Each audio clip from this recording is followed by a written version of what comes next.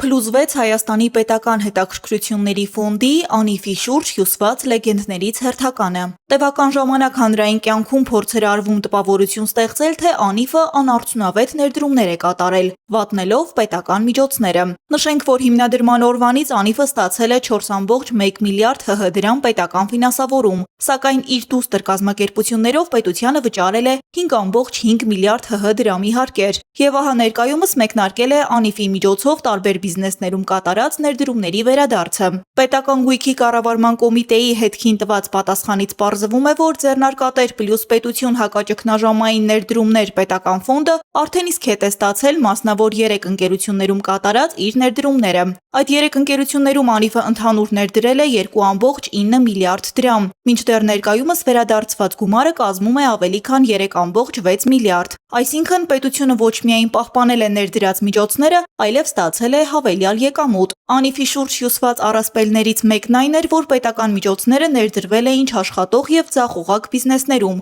մինչդեռ այս օրինակով իսկ ակնհայտ է դառնում, որ պետական միջոցները ներդրվել են հաջողակ բիզնեսներում, որոնք ոչ միայն արդարացրել են կատարված ներդրումները, այլև ներկայումս ամբողջությամբ վերադարձնում են պետության մասնաբաժինը հավելյալ տոկոսներով։ Այսպես շշերի կափարիչների արտադրությամբ զբաղվող Universal Closers ընկերությունը պետությունից ստացել էր 1,6 միլիարդ ներդրում, իսկ այժմ վերադարձրել է 2,1 միլիարդ։ Բեռնափոխադրումներով զբաղվող Global Connect-ը ստացել էր 700 միլիոն ՀՀ դրամ, վերադարձնում է 921 միլիոն։ Սնկերի արտադրությամբ զբաղվող AMC ընկերությունը ստացել էր 287 միլիոն ՀՀ դրամ, վերադարձրել 377 միլիոն։ Ընդհանուր առմամբ ձեռնարկատեր պլյուս պետություն հակաճգնաժամային ներդրումներ պետական ֆոնդը կատարել է ավելի քան 2 միլիարդ 941 միլիոն դրամ ներդրում։ Փետրվարի 18-ի դրությամբ ֆոնդին վճարվել է ավելի քան 3 միլիարդ 612,9 միլիոն դրամ, որը ներառում է նշված ընկերություններից ստացած ներդրումներն ու տոկոսագումարները,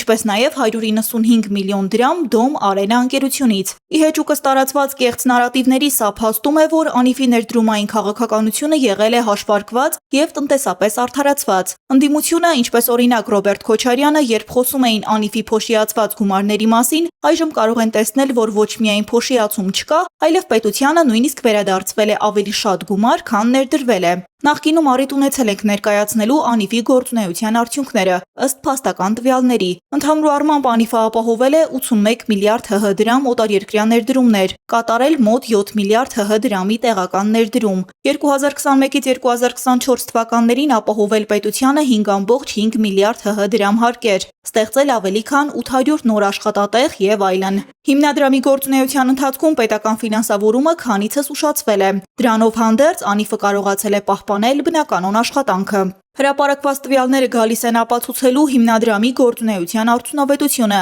ըստ որի անիվի ծրագրերը տնտեսական իմաստով կենսունակ էին եւ կարող էին ապահովել երկարաժամկետ արդյունք։